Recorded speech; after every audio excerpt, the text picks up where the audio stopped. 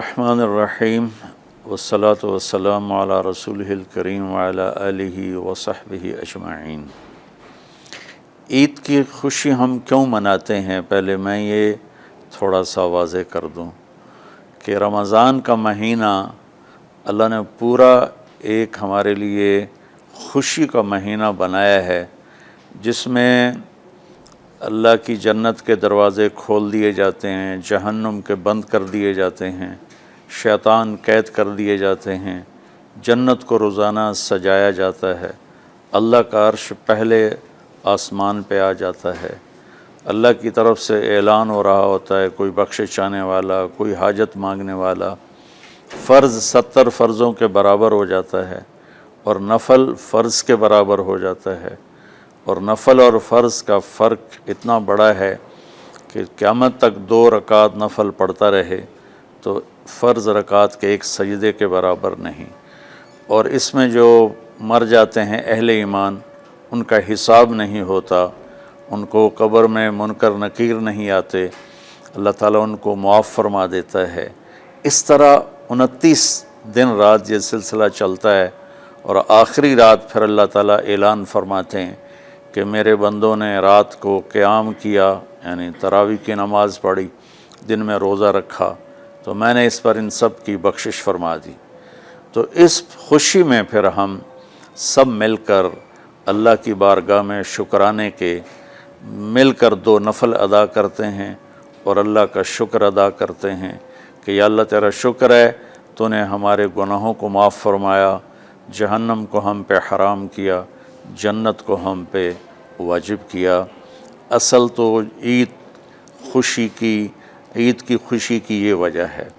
باقی جو اداسیاں ہیں، ڈپریشنیں ہیں، اس کی وجہ آپس کی محبتوں کا کم ہو جانا ہے، اور دنیا کی ایسی دوڑ جس نے اپنے آپ کو بھی بھلا دیا ہے، اور آپس کی نفرتیں ہیں، اور آپس کے بغض حسد ہیں، ان منفی جذبوں نے ہماری خوشیوں کو دھندلا دیا ہے، ورنہ رمضان کا ہر لمحہ خوشی کے لیے ہے، اور عید اس کی پیک ہے، اور پوری زندگی اللہ راضی ہو رہا ہو تو خوشی ہی خوشی ہے۔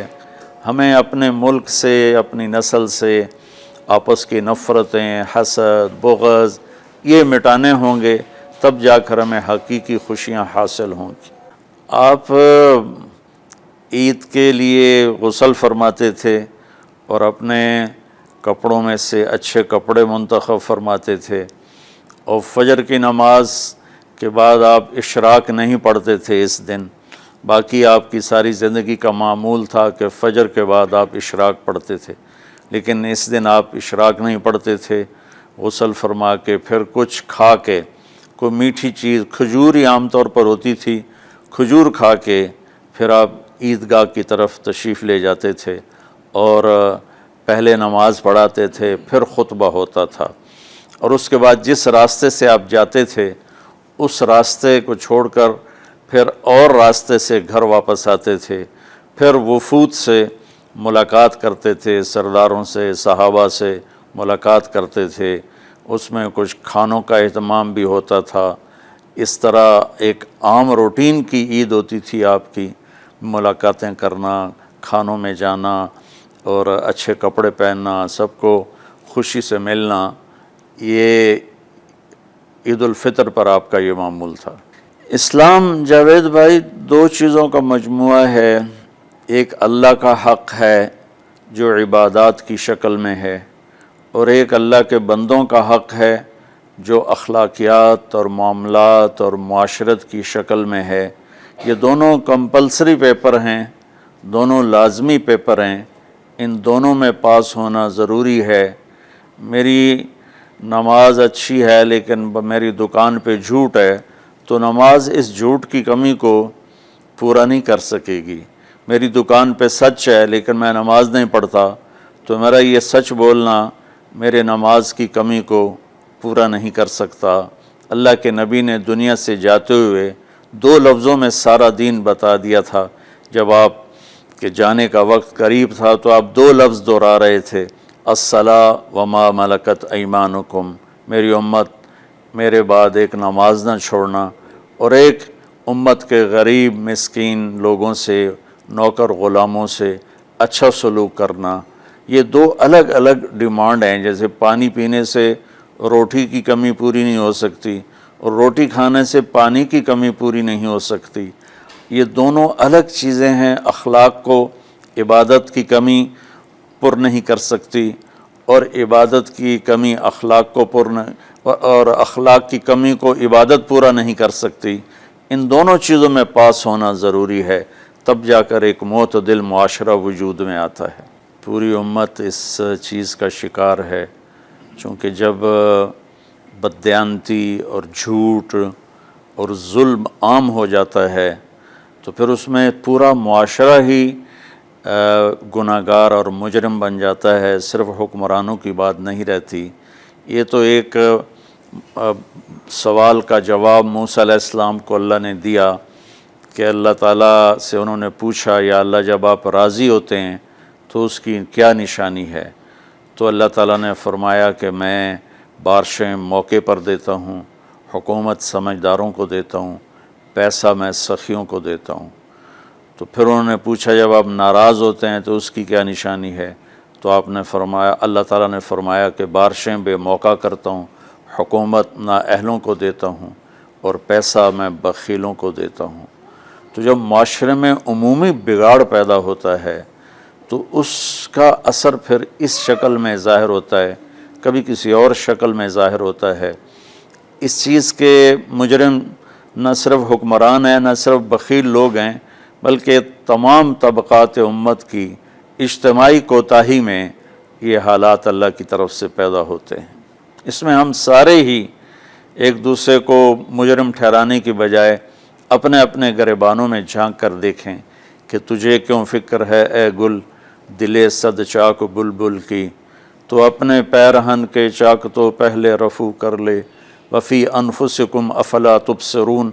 ہر آدمی اپنے عیب دیکھے، اپنی کمیاں دیکھے اور انہیں دور کرنے کی وہ کوشش کرے، تو پھر ایک خوبصورت معاشرہ تشکیل پا سکتا ہے۔ کہ میں اس عید کے خوشی کے موقع پر اپنی قوم سے ہاتھ جوڑ کے اپیل کروں گا کہ جھوٹ بولنا چھوڑ دیں، دھوکہ دینا چھوڑ دیں اور ظلم کرنا چھوڑ دیں۔ مذہبی نفرت نے ہمیں تباہ کر دیا، سیاسی نفرت نے ہمیں تباہ کر دیا، صوبائی قومی نفرت نے ہمیں تباہ کر دیا، آپس کی رنجشوں کی نفرت نے ہمیں تباہ کر دیا۔ میں ساری قوم کے سامنے جھولی پھیلا کر چاروں صوبوں کے رہنے والوں سے اور ہر مکتب فکر سے متعلق اہل ایمان سے یہ درخواست کرتا ہوں کہ آئیں ہم سچائی کو اپنا ساتھی بنائیں اور دیانتداری سے اپنے آپ کو آراستہ کریں اور انصاف کا ساتھ دیں، نہ ظالم بنیں نہ ظالم کا ساتھ دیں۔ ایک حدیث سنا کے بات ختم کرتے ہیں۔ میرے نبی وضو فرما رہے تھے تو صحابہ آپ کے وضو کا پانی گرنے نہیں دے رہے تھے، نیچے سے لے کر کوئی پی رہا تھا، کوئی منہ پہ مل رہا تھا۔ تو آپ نے فرمایا ما یحملکم علی ھذا، یہ کیا کر رہے ہو؟ وہ کہنے لگے یا رسول اللہ، اللہ اس کے رسول کی محبت میں کر رہے ہیں۔ تو آپ نے فرمایا میں تمہیں بتاتا ہوں اللہ اس کے رسول سے محبت کرنے والا کون ہوتا ہے۔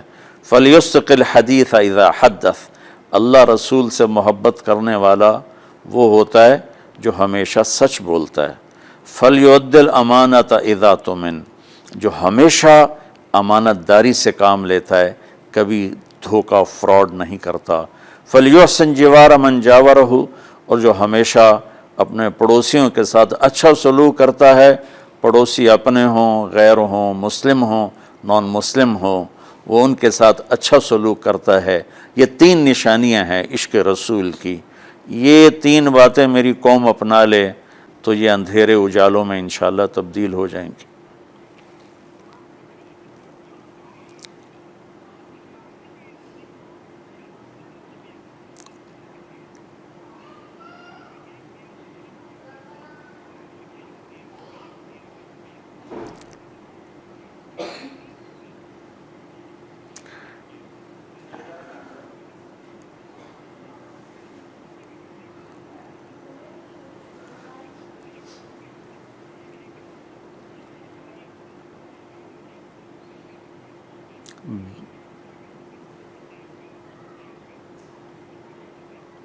بل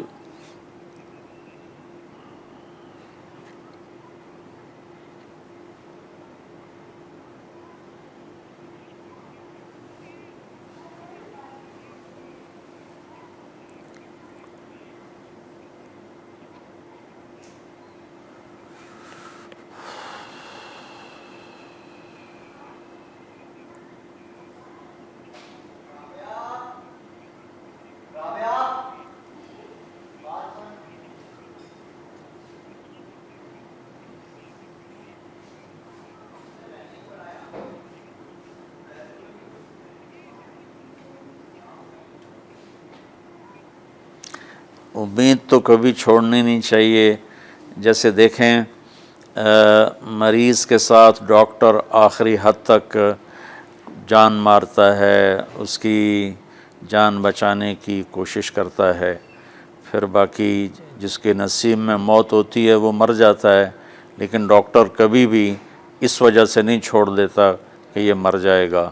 تو ہم اللہ کی رحمت سے بالکل نا امید نہ ہوں، مایوس نہ ہوں.